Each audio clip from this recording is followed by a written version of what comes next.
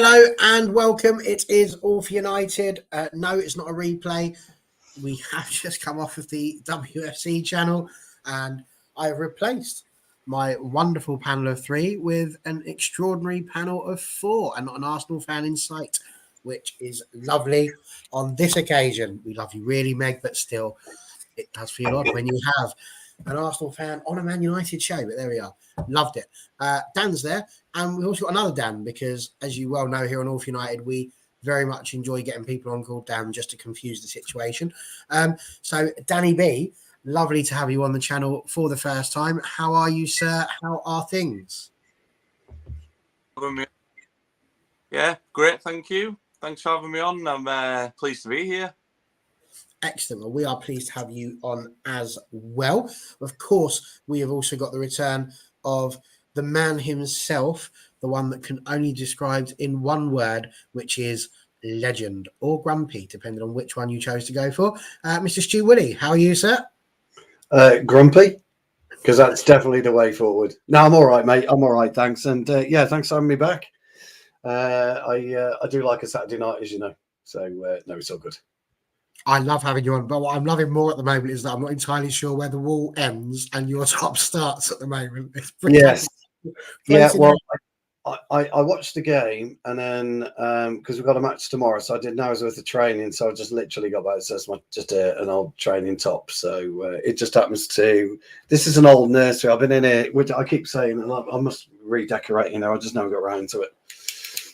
It's amazing. I love it. That's brilliant. Yes. And of course, season ticket holder and Brian Robson's best mate. It's Andrew Wall. How are you, sir? I'm all good. I'll say United will be the death of me, but my heart rate's calmed down now after that match. Absolutely. So, what have we got here? Jennifer's here, which is great to see. Dave's come over as well. It's very much a Man United evening. Big Johnny K is here as well. And very clever karate school with two Dans. Love that. So I suppose you should probably talk to the second one. Have you dried your eyes yet, mate? I have not. Absolutely buzzing with that.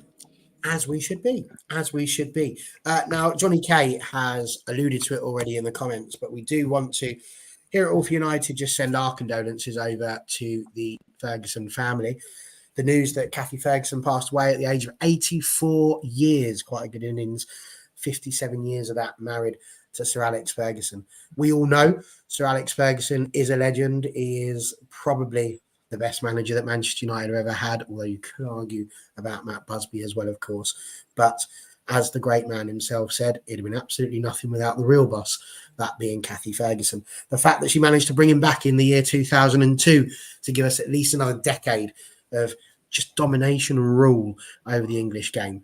We didn't know her personally, but she's just as much a part of the Manchester United family as any of our players and managers have been. So we would like to send our condolences over to the family, and we hope that you are as well as you can be. So rest in peace, Kathy, and that gets that sad part out of the way. And now we can move on to what I would like to say, thankfully, an amazing moment, because I've been buzzing ever since it happened, which is great, because at about 90 minutes, I was about ready to come on and start throwing things at the TV. But we're not at that position. Instead, we are talking about a massive win. Before we get into the joys of Scott McTominay, let's talk about the decision to play the team that he did, because Lindelof at left back is something that I still haven't quite got my head around. Amrabat moved into the middle, which is obviously something more sensible. Fernandes still out on the right with Mount just behind Højlund and Rashford as well. Andrew, you were there. What did you think of that lineup? And was it as dodgy in person as it sounded on the radio to do that? Obviously, the came out just before, well, the actual United tweeted out the lineup, and everybody said Maguire and Evans are starting. We all went, eyebrows were raised, but I thought at the moment, in terms of an actual defender, we need to bring Maguire back in, because, okay, he's not Ten Hag's favourite player at the moment. He's trying not to play him at all costs, but I just felt like, yes, he's not blessed with plays, but we need someone in there who's going to, actually defend, and him and Evans, they did all right, to be fair. And I just think it's just when you looked at the bench and I was like, oh, we've got nothing of a defence. Well, a defender on the bench. I thought Scott McTominay, if he came in on, he could go centre back if needed. But I was like, oh, we are on the bare bones for the defence, and I just thought this could be a long day. And I was just like, yeah. But I was surprised that Anthony probably didn't come back straight into the starting lineup. I just thought we might, after Tuesday night, I just thought we might put him straight back in, but he didn't. But it's probably a lineup in terms of the attacking wise, as I expected. But I thought Rashford might have been dropped, but I just thought I think it's almost like Ten Hag's playing him just so you can try and get back into some form. But yeah, it was just a few eyebrows were raised on Evans and Maguire coming back in. Well, I'm going to come to Dan, that's co-host down in the middle there. We'll call you Danny B when we're ready to call you, and I think on this one, because that's a slightly easier one to go for. But the reason I've come to you is because you've spoken a fair bit about trusting the squad. I would imagine you felt the exact opposite to Andrew about having Maguire and Evans start. I think you're probably one of the ones who would have championed such a change.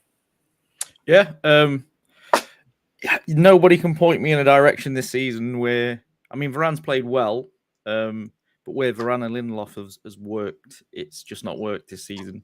And form has to matter. I've banged this drum for 6 months, going into last season as well. You can't keep picking players that aren't doing the business. I won't go into the game yet. Obviously, we'll come on to the game. But I was buzzing when I saw the team sheet, and then it was very clear that it was forced.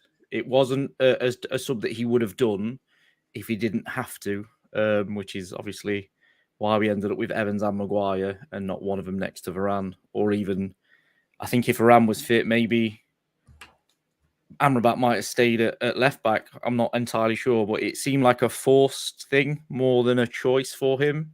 And ultimately, I'm just going off what I've seen. We've started Evans against Burnley, and hook or crook, we've got 3 points. We started Maguire against Palace, and we won 3-0. And now Maguire and Evans have started today, and we've won again. And honestly, I thought the performance overall was a lot better than the credit that's currently being given out. Interesting, because Danny B, as I said before, I felt at the 90-minute mark that this was going to be a very negative show, where we probably wouldn't have been saying that we were quite content with the performance in general. What did you make of it? You are on mute. 1 second. Let me just unmute you. There you go. Off we go. No, honestly, I agree with Dan. Other than I thought that played okay. I thought Evans and Maguire coming into the team can't do much worse than some of the players that have went before them. I think the team's still very unbalanced. Like Lindelof at left back, I would have just played him at right back with him being right-footed. Dallow's done a job at left back. Amrabat had to come into the midfield because I felt sorry for Amrabat because he's come into the team and he's been played out of position and he's cost us some goals, and I've seen him getting scapegoated on social media, and you think, but it's not fair that he's had to come into the team and play out of position. I thought Garnacho, I don't want to go too much further into the game, but I think the balance of the team is just all wrong. Bruno on the right wing doesn't work. Rashford playing on the left, and I think Garnacho comes on and changes the game. Absolutely. I think, Stu, this was it, wasn't it? Is that we've had a lot of chat on this channel about the fact that Fernandes probably is not as effective on that right wing slot as he is in the middle. We've got a right winger. His name's Jadon Sancho, but at the moment there's a bit of a drama going on around that. It's hard to disagree with Ten Hag insofar as that, he needs to stamp his authority, and if Sancho isn't willing to apologise and run the rule that he should do over it, then you can argue that Sancho's the architect of his own downfall there, really. But equally, we had a left back in Alvaro Fernandes, and we loaned him, and we still haven't got him back, and we're still putting people in at left back that aren't actual left backs. why are we in this situation as a club as big as Manchester United, where granted we have a ridiculous number of injuries, but why are we in a situation where we are still forcing ourselves to put players in positions where they don't really play? Yeah, it's a good question, but look, you can't legislate for injuries at any level of football. It doesn't matter whether you're playing under 8s or over 50s. It really doesn't matter. And when you look at players at the elite level, then there should be the player itself actually should be competent enough to play in one or two positions. Because if you're a single-minded stuck in a rut, can only play left back, you can only play centre half or right back, etc., then you limit your own chances to evolve as a footballer, and you should never do that. And so people were saying, well, should you put Lindelof? Look, I argued he should have done that on Tuesday. He should have brought Maguire in on Tuesday and moved Amrabat out of left back and into central midfield, because Amrabat would naturally migrate, and he did that. Both times he was playing left back, he would naturally migrate to his normal position. The biggest issue we've got, actually, believe it or not, isn't at the back. Isn't the back four at the minute. It's actually the imbalance that we have in the midfield with Mason Mount, which is a real shame because it's not Mount's fault. He's not a bad player. It's just that Casemiro hasn't got a clue what to do with him. He doesn't know how to play alongside him, and he hasn't got this instinctive partnership that he had with Eriksen and he has with Bruno. He will get with Amrabat eventually, but he doesn't have this with Mason Mount at the moment. And you can't, and I'm not digging out Mason Mount here because I thought his overall contribution to the game off the ball was excellent, and he's very good at off the ball play, but we need him better on the ball. And what you're almost doing is scapegoating Bruno, because we had this years ago with Juan Sebastian Veron when he came to the club. And you had this kind of shoehorn effect with Paul Scholes, and so you kind of got that at the minute with Mason Mount. So the issue that we've got at fullback, you just got to get on with it. You have to get on with it. Whether people like to see Johnny Evans, Harry Maguire, Lindelof on the team sheet or not, you've got to get on with it. It is what it is. And, you talked about loaning Fernandez out. We're never going to get him back till January anyway, at the very earliest. And with three fullbacks, that's Reguilon, Shaw and Malacia, the chances of all three being not long-term injured in Reguilon's case, but certainly with Shaw and Malacia, it's not always prevalent, so to speak, in many ways. So, look, overall, we were shocking today as a unit. We were terrible. We've got no fluidity whatsoever in the team at the minute. Our ball retention is abysmal. Our short game is abysmal, and our long game is abysmal. And until we get the basics of football back, we're always going to struggle. And that is our biggest problem at the moment. And it's got nothing to do with confidence. It's actually got something to do with footballers and their own personal standards. And this is where we've had massive issues at the minute. Personal standards have dropped. I'm not saying Ten Hag's allowed it, but these players are allowing it because complacency comes in. When you're Bruno Fernandes, Casemiro to an extent, first names on the team sheet, etc., complacency creeps in, and it creeps in all the time. So you're getting a 70% kind of Casemiro rather than the 100% that we need. So, look, we've got an international break now. Maybe Reguilon gets fit. Maybe Sancho pulls his thumb out of his arse and actually realizes what he's there to do, and that's to play football. And then we can go from there. But we've got major problems right across the squad at the minute. They just need to sort themselves out, really. And that's what it comes down to be honest. Well, speaking of sorting themselves out, I've seen there's a lot of conversation, as would be expected, about Onana. Now, people that know me know that I'm a very positive guy. I try my best to be positive about literally everything that's going on. But this goalkeeper's winding me up. I genuinely, it's winding me up, because we've had all these conversations about how we're going to get an upgrade on David De Gea, and he might be able to do a 100-yard pass. But what I'd really love him to be able to do is to put his hand in front of the ball and stop it from going in the chuffing net. I actually took pictures of this as it was going in, because he looks like he's going to get it, Andrew. I mean, I don't know what the view is like in the stadium, but it looks like he's going to get it. I mean, it's terrible defending. I'm going to go with that as well. You know, it's not just his fault. The defense should have got rid of it beforehand, but it leaves the boot of Jensen, and it's going for his hand. You can see it. He's a bit late seeing it, but he's there, and his hand is here, and it just needs to be there. But it goes underneath his hand and in. Like, what have we paid 50 million for, Andrew? I need you to pull me back from the brink, because genuinely, like, what the hell? Yeah, definitely pressure's mounting on Onana now, and obviously another massive error he made, and even especially in the as well the Champions League. He's made high-profile errors that cost us dearly. Bayern and Galatasaray, now Brentford at home today. But so before that mistake, we looked in control.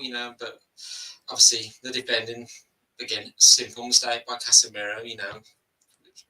Recklessly conceding possession. And then it just the defence all panicked. But I'm just thinking the shot from Jensen was probably a very weak shot, and you just think, Onana got low down, and I thought, how has that just got past him? And then just literally in the goal, and it's like he just let it slip through him, and he's rolling to the back of the net, and just like I say, Onana's going to be aware of the howlers he's making, and just, he's cutting a bit of a sorry figure at the moment with his hands on his head at the moment, but beyond having to make probably one of the easiest saves he could possibly make in a United shirt, his distribution was probably a bit poor as well. His ball at his feet was probably his best start of it, but he appears to be losing confidence on that as well. The longer it goes on, and God forbid he makes more mistakes that are going to cost us, then we're going to be saying he needs to be dropping, and Bayindir or even Tom Heaton comes, in to have their starting opportunity as well. But yeah, I want to give Onana times, like you say, you come, to United, all eyes are on you. Any mistake is just going to be heightened to the nth degree. So, but fortunately, didn't cost us today. But it's not the point. But say in other games it has. So, like I say, in other games he's made mistakes. He's come out and fronted up and said, "Look, my mistake. I've cost the team here." So, but we'll just say give him the chance. Other goalkeepers are there. Past goalkeepers have made mistakes. And we forgive them. Listen, I'm perfectly willing to forgive him. As soon as I see him making the save, I want to see him do. It's Danny D. We know that as a goalkeeper, in fairness, your mistakes are highlighted way above any other position on the pitch. But is it Onana or is it no for you? For me, I think Onana, I agree that he needs time and we need to be patient with him. But for me, I feel like I've kind of been sold a bit of a lie. I was told we were going to be getting this expensive, Pirlo-like passer of the ball, and we were going to be playing this amazing football because we've signed Onana, a real game changer, and all these kind of things. And I can't help but think some of the goals we've let in recently, I'm thinking De Gea saves that. I think for me in the summer, maybe we could have had another year of De Gea and invested that 50 million elsewhere. Like we've showed that we're lacking in squad depth, and we maybe could have got another goalkeeper maybe next year. But that's just me. Maybe I don't know. I've got to be honest. I was an advocate of keeping David De Gea, and like you say, maybe doing it next season and worrying about the other glaring problems that we have within the team. But Dan, we got to ask you this, because this was going to be my next question, but Boxer's got there. Ten Hag said he wants the number 2 to be competitive. He thinks it looks like Ten Hag has no plans to use Bayindir, like he had no plans to use Heaton, Butland, and Dubravka. Would you, being the guy that likes to talk about rotation and such like, would you be starting Bayindir at any point soon? Because at some point it's got to get into Onana's head, surely, that what's going on at the moment. So what would you do? Would you keep Onana and stick with it, or do you give Bayindir the chance to win the shirt? just going back to the goal, I don't know if anybody noticed, it takes a slight deflection off Lindelof's arse, which changes the trajectory just slightly. It's not an excuse. He should still save it, if that makes sense. But there is a slight nick. But he's got to be doing better with that sort of stuff. Ten Hag's in a situation, in my opinion, now, is you either back an Arna and you keep playing him, or you've got to drop him out and say, look, you need to have a few weeks out. You need to earn your place back in a cup game or in training or whatever. We have obviously got the African Cup of Nations coming up. There's rumours now that he might not go, or he's contemplating staying because he's worried about his place and his form. So for me, it's a difficult decision because you've spent 50 million on this goalkeeper that was supposed to come and play the way he wants to play. And let's be honest, United aren't playing that way, so that's not going to help Onana at the moment.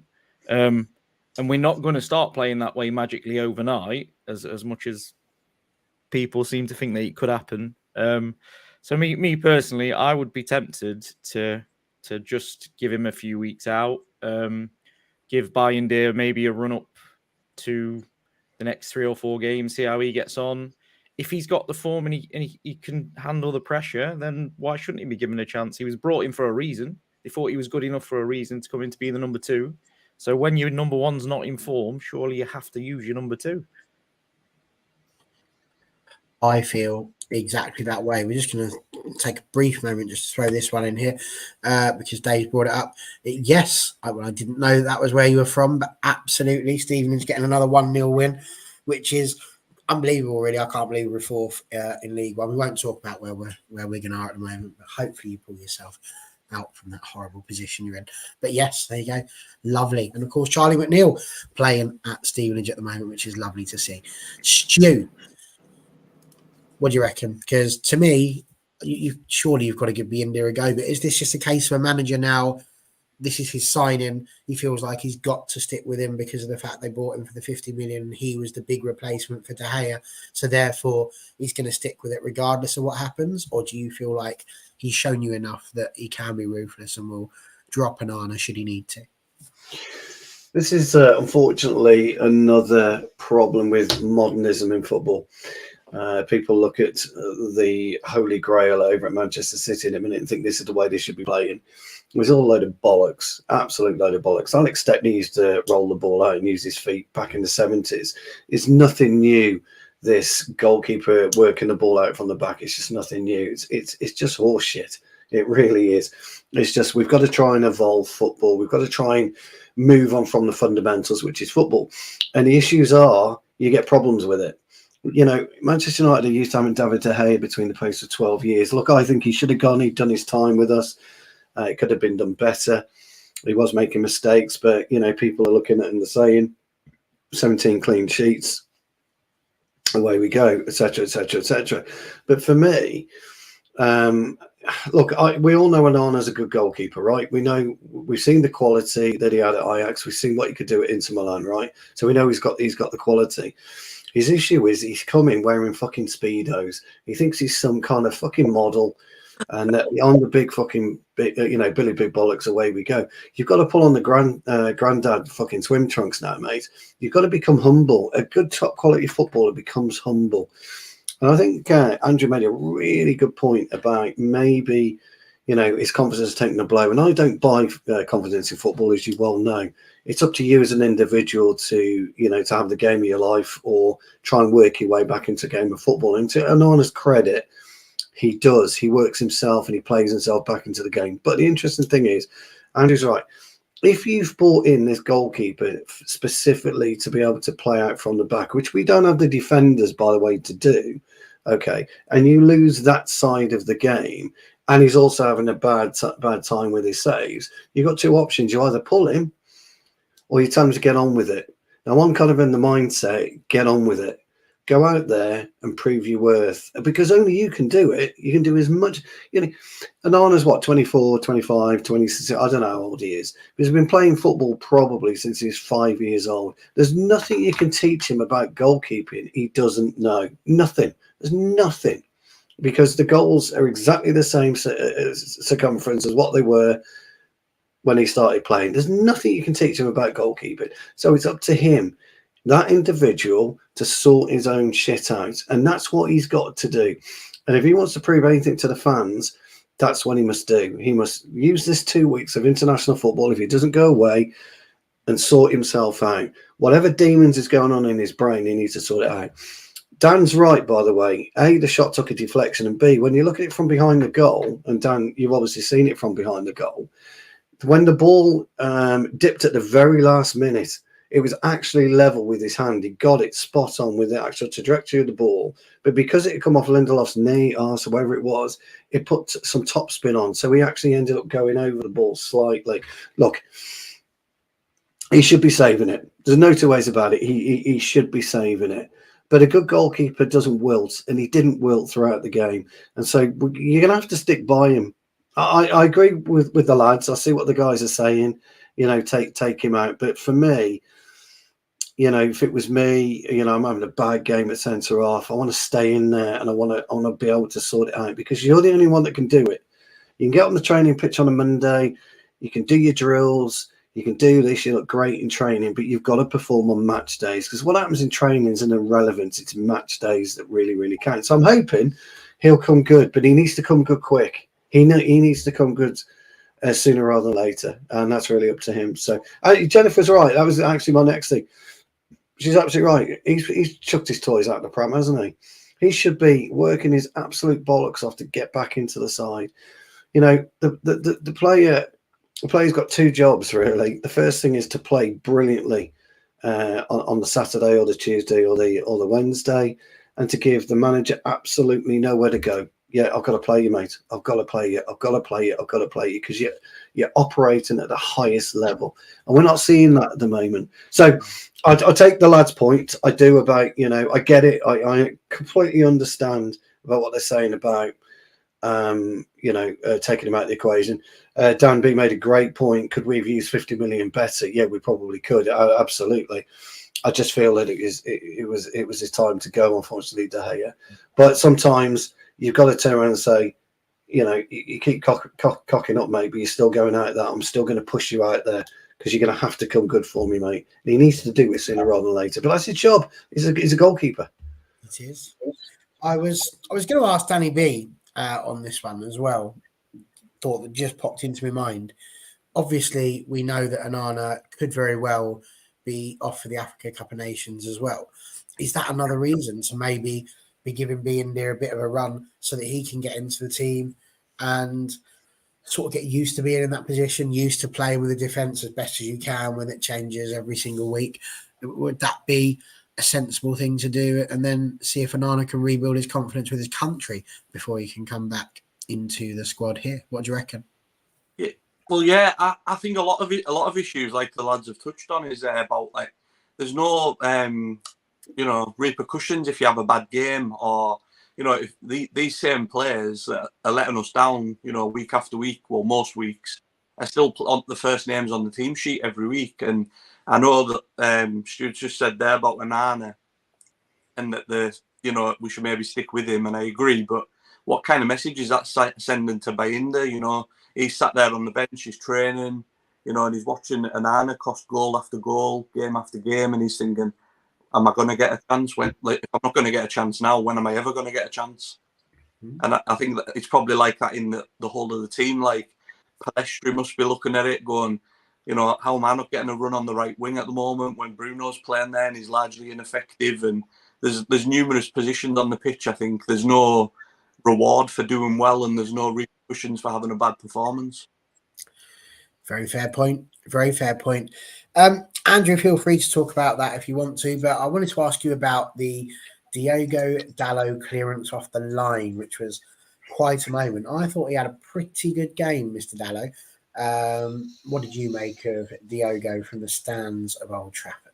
Yeah, definitely had a good game, especially more so in the second half as well, as we tried to find a way, well, to score before we did actually get those 2 goals, but we say it was more effective down the right, you know, and he was pushing forward, and so it was a great clearance by him as well. And I just think it's probably his best game in a while for us, you know. Like, you know, so we've had a lot of mixture of defences, you know, and it's just like, you know, some of our defence, you know, made mistakes, you know, and just say today he's probably the best out of all of them. So, but yeah, Delo, I just thought, because initially he was going to be, because he was the left back, and then when I'm trying to remember who came off now. Because he switched into right back as well. So I just think that's where his best position is, right back. I think left back doesn't suit him, and I think, you know, Brentford exploited that much of the first half. But like I say, he did really well, so I'm happy with his performance. And Dan, I know that we've had the discussion about Wan-Bissaka and Dalot, and I think at the beginning of the season we said we'd probably give Wan-Bissaka a chance, but in this game, Diogo Dalot was probably quite vital towards getting the result, wouldn't you say? Yeah, I think it's sort of, you got to give Ten Hag credit, to be fair, because I would have put Lindelof at right back and Dalot at left back. So he's obviously seen some from Dalot at right back to keep him there. I think once Wan-Bissaka's back, it comes down to, again, the harmony of the squad. If Dalot continues, because I think Dalot's played pretty well lately. I know he's had a bit of a tough one in Galatasaray with Zaha, at Old Trafford. But it comes down to, if Wan-Bissaka's fit, does he go straight back into the team? And if he suddenly comes straight back into the team and knocks Dalot out, who's been playing quite well and doing what he's been asked, I'm sort of sat there as, if I was Dalot, I'd be sat there asking questions like, why has that happened? Honestly, I would imagine with the injuries to the left back, if Wan-Bissaka is fit, that Dalot will probably go back to left back. I think, honestly, his stats at left back are not that bad. In terms of, he played there quite a bit for, I think it was AC Milan, and did all right. So he's capable of playing left back, but I much prefer him at right back. I've said it for a while. I think we set at right back. I don't think we need a new player. I think they're both good enough to push each other. If you keep giving them healthy competition to do that, I think it's a benefit for the club. Absolutely. Boxers put Dalot always provides an attacking outlet, which is good. And NT saying, I like Dalot. His attitude's spot on. I just feel we won't be winning a big trophy with him or AWB as our starting right backs. I mean, let's be brutally honest, at the moment, I'm not sure we're winning a big trophy with quite a hunk of the players that are sitting in that team at the moment, unless they start putting in a bit more of a shift. But there we go. And of course, Cameroon might not select Tanani. You never know. So stranger things have happened. Stu, feel free to talk to us a little bit about the Dalot situation as well. What do you reckon to how he's managed to perform in this game specifically? And is he the type of defender that we're looking at the moment that's helping to set the standards that we should be expecting of a Man United player, or is that going a little bit too far? He's all right, Dalot. I think that's probably going a bit too far. Look, his positional sense is woeful. That's his problem when it comes to defending. But his attacking sense, as Box says, he provides that width for us. I kind of agree with Dan with regards to squad harmony to an extent, but you can't really rely on that. I mean, if Dalot's going to start whinging and moaning if Wan-Bissaka comes in, then that's a big issue for me, and that's all about character. Character is a big thing as a professional footballer. You have to have character. And, you know, at the elite level, it is cutthroat. It's a horrible place to be. You walk into a dressing room and you think, well, he's not playing so well. He's not playing so well. Not getting a look in. There's got to be a reason for it. So it's up to you to play yourself into the starting 11. Go and question the manager, the gaffer, if you want. Go and question the coaches if you want. But it's really up to you. You're the only one that can affect your position in the team. And this is the thing. Where a lot of modern day fans don't get it. They really don't understand that. They just think that, you know, there's a squad of 24. If he's injured, he'll come into it. If he's doing this, he'll come into it. It's not the case. It's the case that if you're not performing, you shouldn't be anywhere near the first team. If you're only right back, fair enough to an extent. But if you're not performing, then put somebody else in there. That's how professional football is. That's how football is. And that's how you improve as a footballer and as an individual, as a man. That's what it's all about. So I think for me, Wan-Bissaka would always be my preferred, because a fullback should defend first and foremost. That's his job. That's what a fullback should do. If you can offer, a more attacking side to your game, fair enough. But first and foremost, you look after your quadrant. You make sure it's tight. If you've got somebody like Zaha coming across you, look, we all know if Wan-Bissaka was playing, Zaha would have been thinking twice, because he's already come out and publicly stated he'd think twice when Aaron's there. He's come out and done that. So that alone, it really adds a lot of spice to what Wan-Bissaka can do. So he's all right, Dallo. I don't know. He's just never been one for me that I would hang my hat on, really, I'm afraid. But plus, Dallo needs a good, solid right winger, whoever that may be. Whoever's out there or playing wide right needs a right winger. So, absolutely. Well, Andrew, it was 1-1. I was cheering, and then I heard them go, I think VAR is going to get involved. I'm like, double FS. Here we go again. It's VAR. Was it offside? I've seen stills. I can see that Martial is offside blatantly in terms of the line. The reason I asked the question, I haven't managed to see the replay of that moment just yet. But they were talking about how the ball was played back. So that's the question, really. Was it offside? But also, were we impressed with Martial's cameo when he came on for Lindelof? Yeah, so he bought, well, literally had to go for it. So that's why I was like, Lindelof's coming. I thought, well, 10 hours, literally just going to have to throw everything at it now. And to say, Martial did some great things well. And yeah, looking at it, I was like, what they're checking VAR for? And I was like, no. I was like, is Martial offside? But from what I've seen of the stills as well, I was like, maybe he is offside. So I'm like, I haven't seen the replay back of it myself, but from the ground was like, we thought we had scored, and was like, just felt like a bit of a release. It was like, we're back in the game, and then it was like, VAR was getting involved. I was like, well, this ain't gonna go for us, and then when the referee started walking back, it was like, okay, yeah, it's back in Brentford's hands. So I was like, I thought that was our chance missed to at least even just take a point away from the game, but I say, what happened after that was even better. So, but yeah, Martial did well in his, as I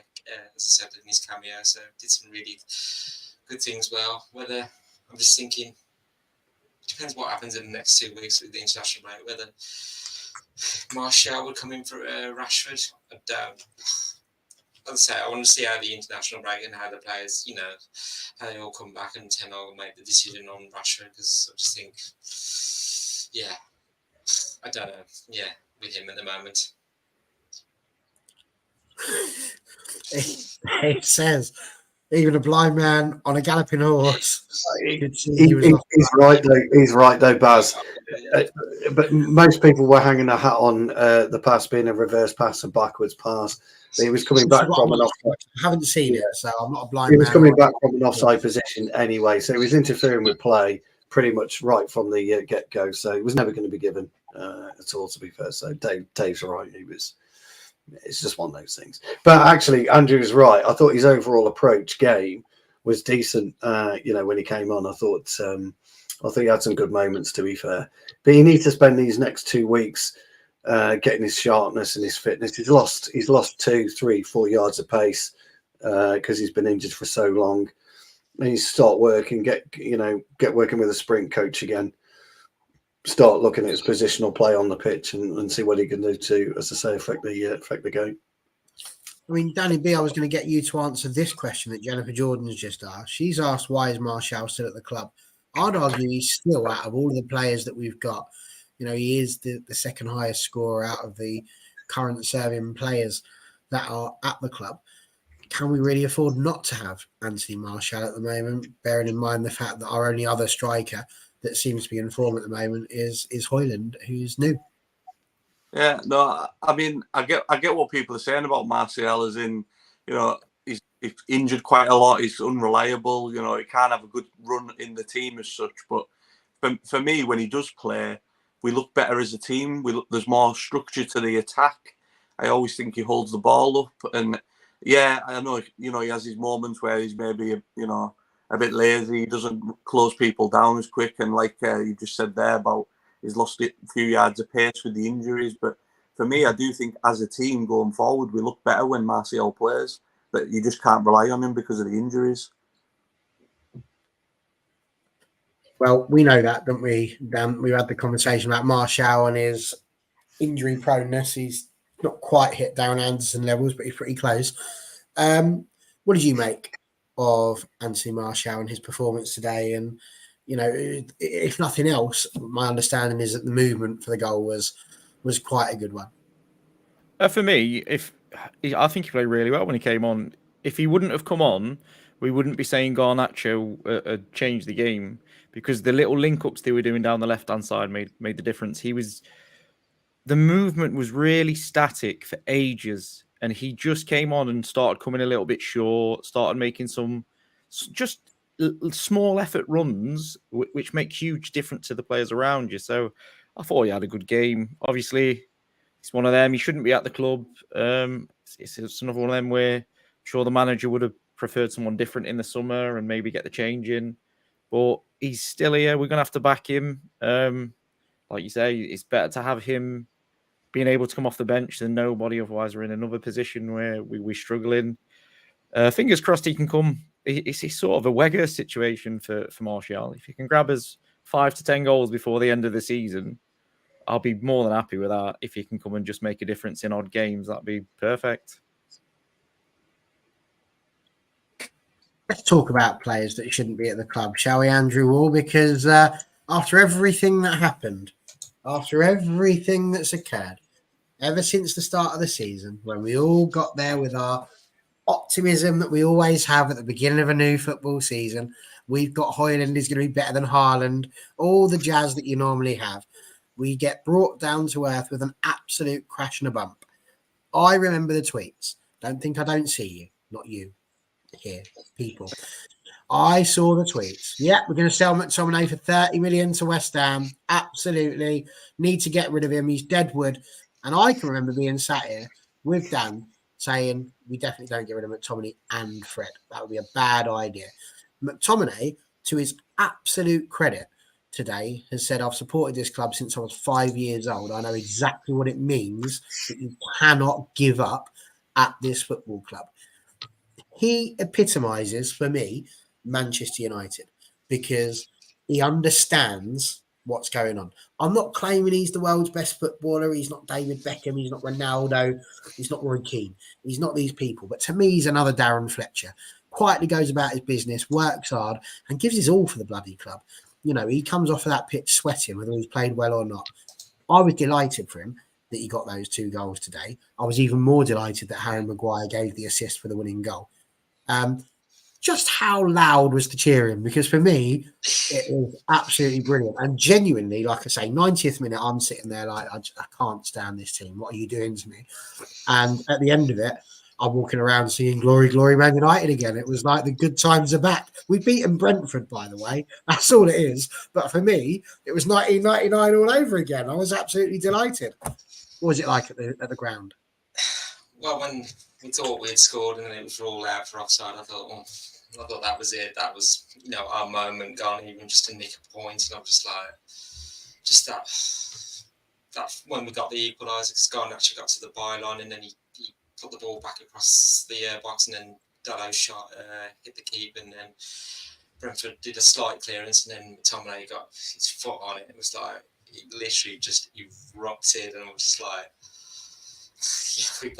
or at least we got the point. And then we still got about another couple of minutes. I thought, we might just can do it. And then the free kick that Bruno put in, just literally a long ball up field, and then just seeing Maguire's head go on. It was like, and then McTominay just coming along and just like header, and it was just like, I just felt the atmosphere in Old Trafford, it was was like pent up frustration.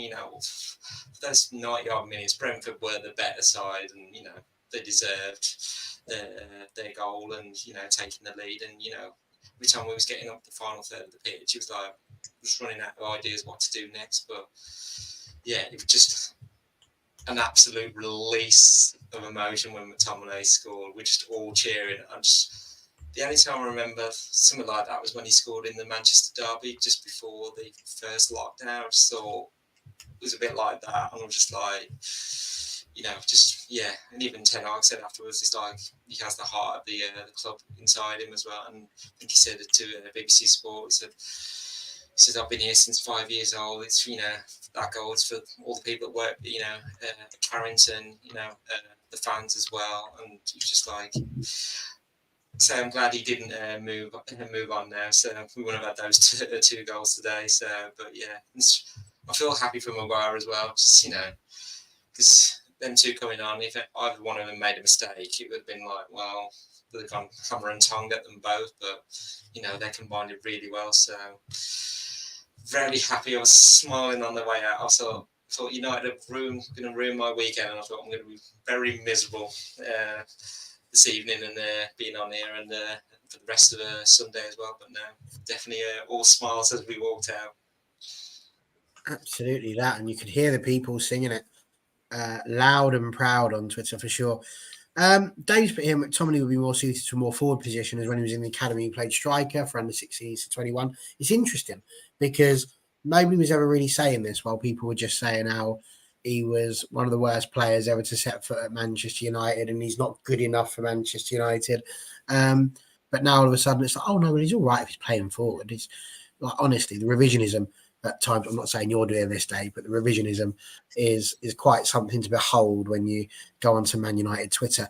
But Danny B, Scott McTominay, since the international break in March 2023, has played 19 matches for club and country. He's scored 9 goals, got 1 assist, and he's currently on a goal every 102 minutes, which is pretty good, is my understanding. What did you make of the McTominay performance today? Because he's literally saved our international break. Yeah, honestly, I feel like for me, there's not enough players in that current squad that get what the club's about and get what the team's about, and get, like he said after the game, Scott said that, you never give up at this club. And, I always had a saying for years, and people kind of laugh when I said it, but I always said I'd rather have 11 Phil Joneses than 11 Paul Pogbas. At least, you'll get work ethic. They'll run the socks off. They'll come off and they'll have left everything on the pitch. And I get that from Scott McTominay. I think when he come on, you knew he was going to put himself about. You knew he was going to. He'll always get a chance at that end of the pitch because he knows how to put the ball in the back of the net. And like Andrew said as well, I was happy for Harry Maguire to get the assist as well, because I thought he had a fairly solid game as well today. We talk about mental strength in this channel quite a bit, and again for him, that mental strength to come in and perform at centre back when he's got all that hatred that has been raining down at him from various different spaces. Absolutely brilliant. I just need to throw this one back up again. I don't think Jennifer is saying that Scott McTominay is the best player at Man United since Paul Scholes. What she said was, it's the efficiency. Paul Scholes was a very unassuming, humble player. He wouldn't get dragged into discussions about who was the best player, how good he was, whether he should be playing for England ahead of Lampard and Gerrard. He just got on with it. He didn't care. He just wanted to play football. He wasn't interested in all the fanfare. He's very much like Stu. He's not interested in the celebrity. He's not interested in all the guff that comes with football. He just wants to go out there, play the game, then go home and be with his kids. And that was all he ever really wanted.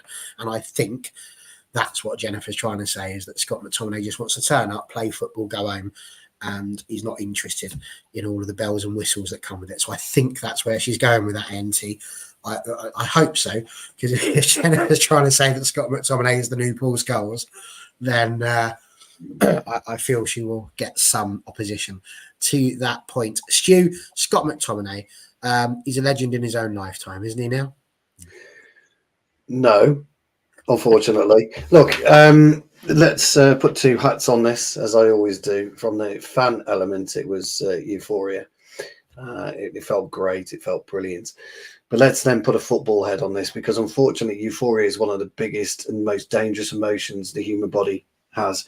Because Scott McTominay scores 2 goals and he's suddenly the best thing since sliced bread.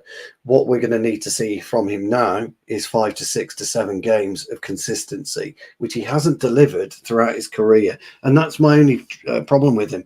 I think he's a talented footballer. Box says I think he's a squad player.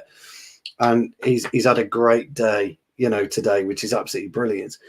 But interestingly enough, you've got to be very, very selfish as a footballer. You have to be selfish, and he's really got to kick on now. He's going to go away with Scotland, probably score another couple of goals, and what's happening with Scotland's really contributed to where he is today. But he's got to perform, and we all know on this panel that he'll have a great game. He'll go missing for 5. You can't do that. We just need consistency. So does he put himself in folklore? No, unfortunately for me. Do I like him? Yeah, I think he does embody what Manchester United, the culture, is all about. The way that he talks about about the club and what it means to him, etc. But then the alarm bells also come, and this is again to do with the emotion of euphoria, because he said it's one of his best moments on a football pitch. Well, mate, you've been playing football since you were 5 years old. Why are you now only having best moments? There should be more moments you could look back at and think, right. So if I was him, I'd be thinking about that, and I'd be contemplating about that, because wow, I'm 26 now and that's my finest moment. Come on, I've got to be doing better. So that's the only thing. Look, it sounds like I've got a downer on him, and I don't.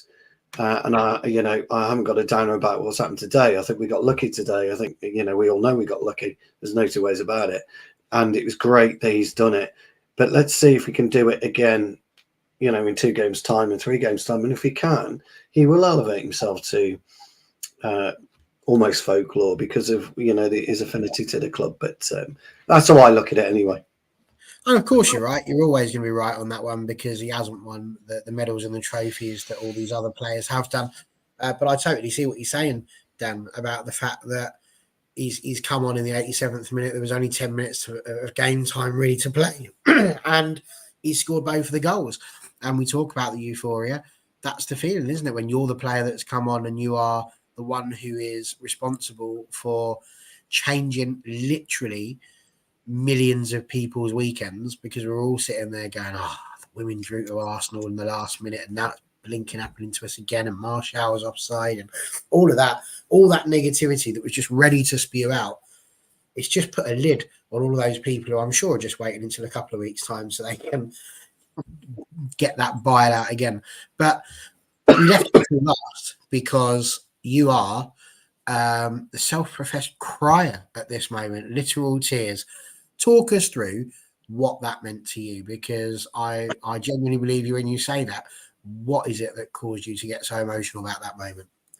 I've just got to slightly disagree with what I'm hearing, to be honest. I find it fascinating that there's this that we were somehow lucky to win today. I find it really strange that that's what we sat saying, because Brentford had 3 shots on target. One was a goal that shouldn't have gone in. The keeper should have saved it. The other 2, the keeper saves it with ease. And then the other shot, he tips it over the crossbar. He saves it with ease. Other than that, they've not really done anything in terms of clear-cut chances. They basically, it baffles me a little bit. They basically got 1-0 ahead and then stuck 9 men behind the ball and counter-attacked. And we did. But that's football. That's football. No. But what I'm saying is United have then spent the entire game trying to break them down, and they've been creating chances. I think we had something like 8 shots on target. We had lots of corners. We had 21 shots in total. We've pressed up high the pitch. We've made subs in terms of we've then gone what was like a 4-2-4. So basically, he's done what Fergie used to do in the past, which is stick loads of people on, get them up front. We've started then diagonal long balls in the 90th minute to get a knockdown, to get a goal, which has got us back in the game. Then you've got momentum on your side. So then we get the second goal. We win the game, deservedly win the game, because Brentford didn't want to play anymore. They got a 1-0 ahead and went, We're going to sit on it, and we're going to try and do what Palace did to you, and we're going to just nick the points for a point, and we're going to be happy. I don't think the boys could have done much else today in terms of actually going for it. Yeah, we looked a bit unsettled in midfield in terms of balance. It was a bit off, but it's been off for weeks. I just think Brentford didn't do anything. Just to throw against that, because you're saying that we did deserve to win effectively and that we were better. You talk about that, 21 shots, 8 shots on target, I think 9 blocked, is that what I read? 9 off target, sorry, so the rest blocked. But when it comes to it, 1 clear-cut chance each. Brentford scored theirs. We could argue that we had one that wasn't clear-cut. So in terms of clear-cut chances, we haven't created that much that we could genuinely say we were going to come away and score from. And I think that's what we get. Brentford's clear-cut chance was a shot straight at the keeper that he should have saved. But it went in. And that's the point. It's still, and we had an equal opportunity. This is what I'm saying. So it's just what's cost United a goal yet again is an individual error, which then the team that we're playing against has then got no interest in doing anything other than counter-attacking football. United, as an 11 and a 14 and a 15, have literally gone until the 97th minute to do everything they can to turn the game around, and they've managed to do it. We should be celebrating the fact that they've kept going until the 97th minute, and we've managed to finish. And on the point of McTominay, again, I've got to slightly disagree. He's supported United since he was 5 years old. He's come up through the ranks. We've gone into injury time 1-0 down, and it's the first time ever, I believe, that United have gone into injury time 1-0 down in the Premier League and won a Premier League game, which is quite an incredible feat itself. Of course, McTominay's going to be absolutely buzzing with that. You could see him mouthing at the end of the game, you can't buy that feeling. There's no feeling like the feeling that he's got from that. And unless he has an incredible moment and he can lift a big trophy with us, he's probably never going to feel anything like that ever again, to be honest. But for me, it's... And obviously, I bang the drum quite a lot about McTominay's definitely been sat down in the summer, and they've said to him that you're not needed. You'll be sold. The same as Maguire, the same as a few others. Like Donny's come back in the last few weeks, very similar. And that's got to play on his emotions as well in terms of what we saw today and how he's acted today. Because for all he was aware, he was on his way out. There was no way back from it, United. And now he's scoring 2 in 7 minutes in injury time at Old Trafford. The fans are chanting his name. It was absolute madness at the end of the game, to be fair. So I can see why he's been like he has. Me personally, it's just the ups and downs of it all. It was a mad game. It was frustrating, to be honest, because we got to a point where it just didn't feel like we was going to get that look again. We was trying everything. We wasn't getting the decisions. Some of the refereeing was questionable in terms of fouls. I mean, I don't know the exact stats, but Brentford ended up with about 5 yellow cards. And how they finished that game with 11 men is quite beyond me, because they was fouling every single break they could possibly foul. And there was players on yellow cards wasting time. You had the left back and the left winger, both on yellow cards, taking 40 seconds over a throw-in constantly. The goalkeeper's the same. I was saying about 30 minutes from the end, this should be about at least 8-9 minutes at a time. And I think it was 6. And I was baffled at where they're getting the time from.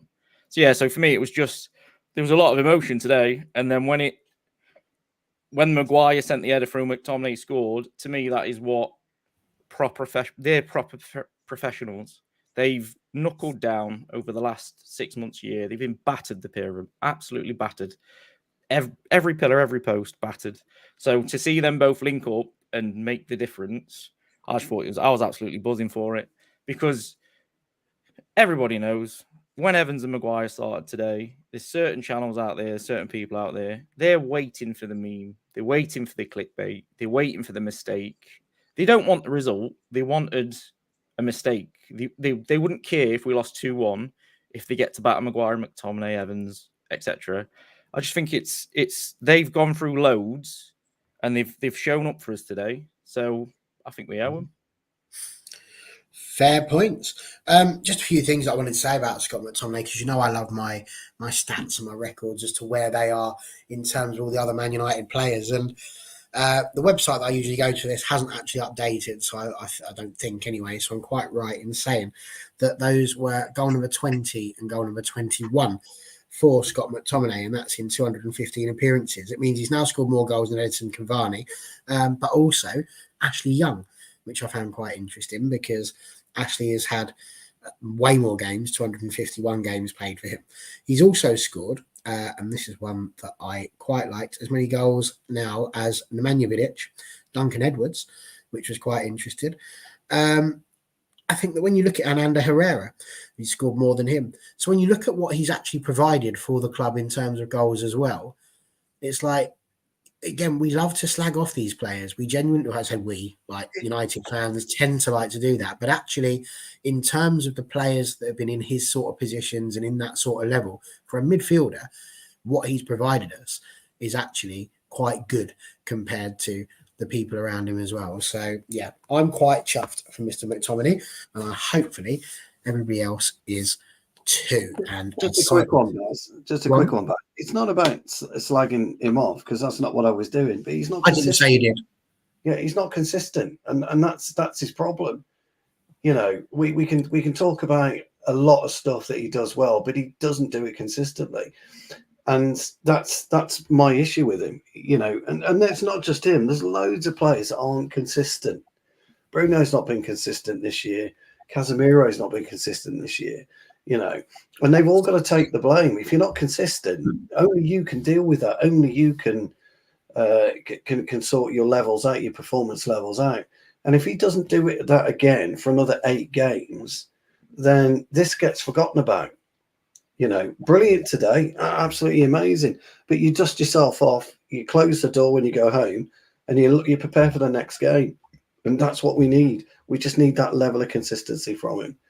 And I think he personally will probably end up regretting that when his career's over, his consistency levels, which is a shame. I agree with you, but I'd also say, has he had the players around him that have been at the levels that they need to be at as well? And I would argue that for I don't disagree. I don't disagree. They've not helped him with that. Or having his backing. Can I ask a quick question? So we talk about consistency and stuff. There is some incredible stats between Fred and McTominay. I think that he was more than consistent under Solskjaer. He was just a bit like Rashford's turning into now. He's the media target. So there was a season where we only lost 3 with Fred and McTominay in midfield, and another season where we only lost 2 in the Premier League with McTominay and Fred in midfield. That to me is consistent. What my question for you, Sue, would be: he's done this today in 7 minutes, 10 minutes. I personally think his interview was a pop at some players in the changing room, depending on where you sit. I think he's basically said, there's some of you here that are giving up and you're not giving everything. And it's sort of a little dig. But do you think Ten Hag's going to pick him in the next game for him to be consistent? Before Stuart, he won't get picked. No, I'd like to see what Danny B and Andrew have got to say on that one, and then we'll throw it around to Stu if that's all right, because I think that's quite a good question, and the others should have a go at it and all. So yeah, Danny B, what do you reckon? Yeah, I don't think he'll be picked the next game. I think there's going to be a 2-week international break, and I think personally it'll be the same familiar face lineup, whether that's Rashford, Bruno, Mount, etc. Casemiro, Amrabat. I think you could pretty much at the moment pick the same 9 players every week. I think, like I said earlier, there's no reward for coming off the bench and putting a performance in like your McTominay's today, your Garnachos. Evans come in at Burnley, played well, and then didn't play. And then he's come in today and done all right. Will he play in the next game? I don't necessarily think he will. But like I say, I'd love to see McTominay get a chance next game, just to see if we can do it on a consistent basis. Fair enough. Andrew, would you start him next game? Probably not. I just don't think he will get this. I kind of agree with Stu. Sometimes I've seen in games he's had good games, and then the next couple he's not been as effective. And I'm thinking, why? I'm just thinking, is it the opposition he's been playing against? like I say, I know he's got the heart in him, but some other games I've seen him like, well, why haven't you been? I remember last season I think he played against Newcastle away, and I'm just like, he had no influence on the game whatsoever. I'm just thinking, you're being picked. So I'm thinking, well, you need to show that consistency if you want to remain in the team. But I'm no doubt as we said, as Ten Hag said, he's got the heart, and he threw everything out there on the pitch, and maybe he was having to go at a few of the players. But just whether Ten Hag will, pick him for the next game against, I think, Sheffield United away. Sheffield United away, yeah. So would he? I don't know. He might just, because the way Casemiro played today, I'm just thinking he might just switch it up. He might. I don't know. It depends. Once the international break is over, how the players are training. Ten Hag might just keep the same side as Ten Hag doesn't necessarily like to make wholesale changes. He makes one or two, or I think if he made a lot, you feel like he's being forced to making lots of changes just for the sake of it. He just wants that consistent run in the team. But I think you said, Dan, sometimes that's like last season, maybe a bit to the detriment, because the players can get burnt out and tired by the end of the season. But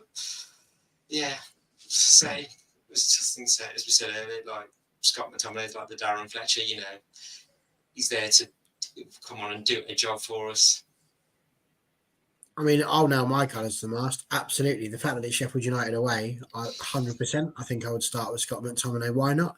Give him the opportunity. Like Dan's just said as well, for me, it's a massive thing. You've got to have the opportunity to win the shirt. When you come on and do that in 10 minutes, why not? Why not? Stu, what do you reckon? Look, he doesn't play him, in my opinion, against Sheffield.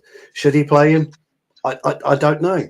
Look, it's up to you as a player to make yourself indispensable, undroppable. That's down to you. And he just hasn't done that for me, and it's a shame. It really is a shame. We've all seen him play up his levels for Scotland. We've seen him score goals recently for Scotland. I think he's isn't he the top scorer or thereabouts in the Euros at the moment? Which is absolutely great. And I'm not saying that he has to come on and score twice every game, but if you're going to start, you're going to cross that white line. You've got to put it in for 90 minutes, and he doesn't do that. Me and Andrew were on a show a couple of years ago when he popped that long range in against Leeds. And he had a minter of a game against Leeds. And then we didn't see him for 7. And he played, by the way, the next 7 games. We didn't see him. He's had his chances to play and push on. And I would love to see him push on and do something and win something with the club. Because he does. I think the argument I would have there is that we're not seeing consistency at the moment from Casemiro. We're not seeing consistency from Eriksen. We're not seeing consistency from Amrabat, although to be fair, he has been shifted out at left back for the first games. So with that situation, do you not then just give someone like McTominay, who does understand the culture of the club, that opportunity to go for it? Because the others aren't exactly setting the world alight as well. And I'll throw Eriksen, Mount and Fernandes in on that one as well.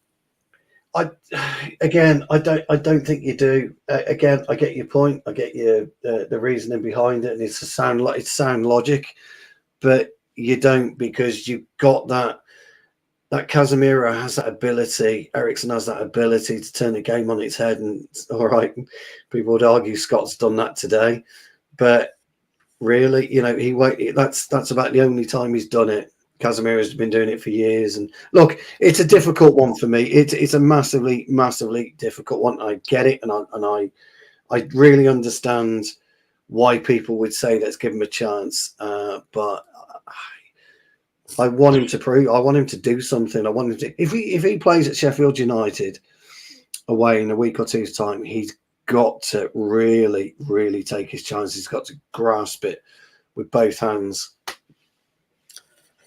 Fair points all round. So my last question is a very simple question to do the round, really.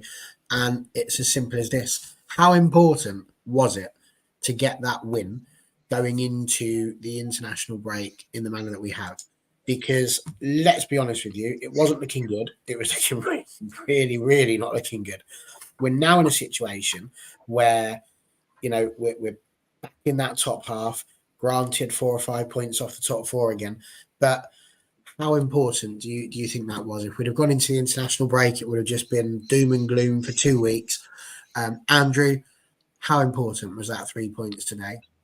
It was vital. I mean, up until that 93rd minute, we were going to be walking out Old Trafford being disappointed again, but miraculously saved by Tomine, you know, turning 0 points into 3 for us. But it feels like this international break needs a bit of a, you know, Ten Hag needs to go back a little bit to the drawing board. You know, maybe several players might be dropped, but definitely needs a clear improvement. Or the season could be unsalvageable for Ten Hag. You know, but say despite the win, I know United can be a lot better, and you know the 3 points were vital. So just in terms of like getting back towards the top four, I just think if we hadn't, then you know we'd have had a mountain to climb, and you know we might have just writing the season off completely already. But I just think you know maybe that will just be the kickstart. You know, United need now, and when we come back, you know, just hit all the ground running, you know, and get some, you know, several wins under our belt, you know, and get that consistency going again. Annie B, how big was it for you? Yeah, I agree. Absolutely vital. I think it's probably saved all our weekends, but it's also saved us 2 weeks of media, certain channels all asking Ten Hag to be sacked, or you know, coming out with you know extreme situations and probably media leaks and other bits and bobs, and just a lot of toxicity that we didn't need. I think it was really vital, and like I say, we're in the top half, which I know you know it's not what we're aiming for, but you know it's better in 13th or 14th, which was where we were when we were getting beat when I checked earlier, you know. So no, it was vital, and I think it's hopefully gonna push us on and get some injured players back as well after the nationals. Absolutely, I think getting the injured players back over the next 2 weeks, getting some of those in, would definitely be helpful. Stu, Boxers put here to have 3 home defeats in a row would have meant morale on and off the pitch would have been at the lowest of lows. It would have been the first time since 1979 that we lost 3 home games on the trot. Quite thankful that didn't happen. How important was that 3 points to you? Because I know you're a very simple man in that respect. You know, every 3 points are big, but do you feel that these were perhaps bigger than normal for us?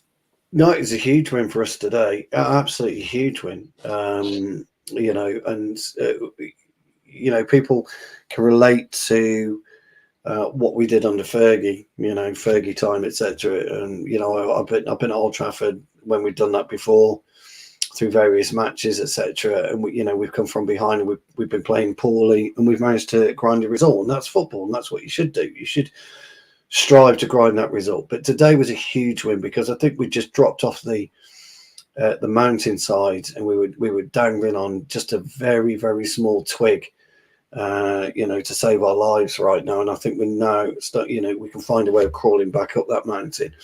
I think we're something like about 4 or 5 points off top four, which is nothing in this league. You know, City have dropped points. I think, you know, City or us are going to drop points tomorrow, probably. I doubt it'll be a draw. I think there'll be a winner somewhere along the line. But we've just got to concentrate on ourselves and focus on ourselves. But yeah, it's a huge, huge win today. It was massive. And I was, you know, even I was happy after the final whistle, because for me, you know, a win's a win in football. You just get on with it and you move on to the next game. But you know, it was great to see us do that. So no, it was a huge win. Absolutely. Jennifer saying they're a win from familiar positions, should be unacceptable to celebrate late comebacks. I love you, Jennifer, but no, it should be very acceptable. Late comebacks have been the hallmark of Manchester United Football Club. Do you know, interestingly enough, sorry Barry, I know Scott McTominay was elated. A lot of the lads would have gone into the changing room. They'd have been dissecting it. What the fuck has gone on before you have that euphoria. So I kind of understand what Jennifer's saying. You know, I've been there myself. We've come back and we've won 4-3 and we've gone over the door and we're fucking, Jesus Christ, we made hard work of that. I get what you mean. You shouldn't be in the position to need to do it, but yeah.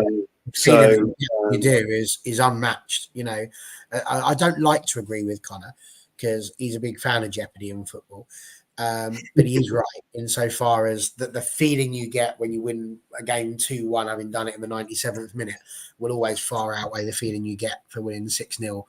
Really, just because it's a very different feeling. But yeah, Dan, to you, really, this is the big one for me. Boxers, but it's a big win for Ten Hag's career. It seems weird to say that against the Brentford side that hadn't won in 7 games, you know, since August 19th, I think it was. Do you think that could have been, I don't want to put too fine a point on it, but a bit like Fergie's FA Cup match against Palace, where it potentially saved his job? I don't feel like he was ever really in that situation, but it was starting to go down this slide where people were questioning the players, people were questioning Ten Hag. The familiar division that has been coming around has been noticeable. Do you think this just puts a bit of sellotape over it, or does it really help to fix those cracks and give us something to build on? Well, I don't think Ten Hag is going to have a better chance to kick on from a situation than what he's got now. So it's come from players that were on the fringe, didn't look like they was going to be at the club anymore. They've come in, they've done a job for him. It's going to give him a chance to sort of gel the squad back together a little bit. I know what John's talking about there because I scared the life out of my daughter as well with the celebrations and madness. But yeah, he's got a perfect opportunity now with an international break as well, because he'll get to keep some of his players. He needs to get them in. I've banged this drum for a few weeks. He needs to integrate everybody back in, tell them that they're a part of the squad, and we basically need to stick together. We need to sort of get a siege mentality. We need to go, it's everybody against us. You're going to do me till the end of the season.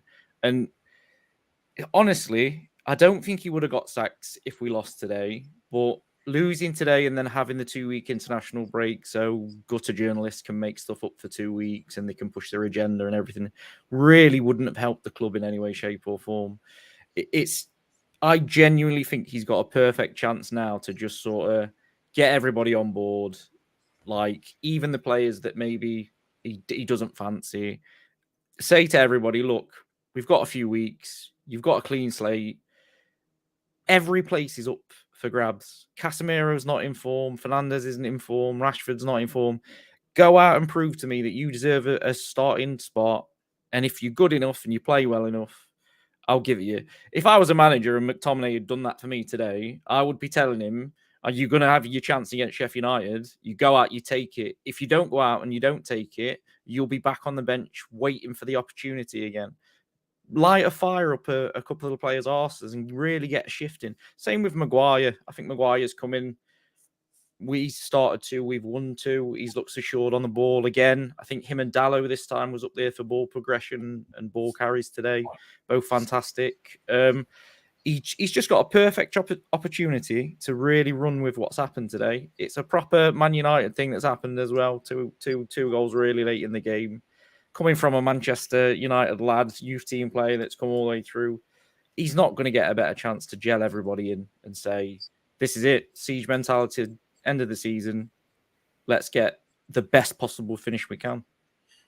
I'm inclined to agree with you. And with those big games, like you say, we come back on the 21st of October. We've got Sheffield United away, then Copenhagen at home. 2 very winnable games, you would say, for Man United. That's a good foundation to build on, which you're going to need, because we're then going into the home game, obviously, against Man City, which has the potential to just rip it all apart again, or the potential to maybe derail the blue side of Manchester and, of course, Newcastle in the League Cup as well. So I'm sure we're going to touch on that another time. But listen, Jackanory time is over. It's time for us all to go and get a well-earned sleep, if you can, after that result. But thank you again to everybody that's joined us. Stu, it's been magnificent to see your floating head today. Thank you so much for joining us again. And Sorry, mate. Pleasure. It is a pleasure. It's always a pleasure to have you on, sir. As it is to have Andrew on as well. Thank you very much for, I won't say speeding down the M6, but thank you very much for making your way down it in a safe speed and fashion to arrive here and give us the perspective of match day fans. It really does help. Danny B, lovely to have you on. How did you find it today? Yeah, it was great. Yeah, no, I've enjoyed it. We've all talked a lot of sense. It was nice to hear some different opinions just from my own for a change. So yeah, great. Thanks for having me. No, thank you for coming on. And would you like to give a little shout out? Because I know you do your own little sort of podcast thing that you've been putting out around for a bit as well. So here's your floor. Give it a shout out. What do you do and where can people find you? Yeah, thank you so much. Yeah, I do my own podcast. It's called Be the Best Version of Yourself. It's on Spotify. It talks about my issues with gambling that I suffered with. I suffered with gambling addiction for about 20 years. I have epilepsy as well. I've had a lot of issues with that and just mental health and just trying to get stigma away from all them subjects and trying to help people through them.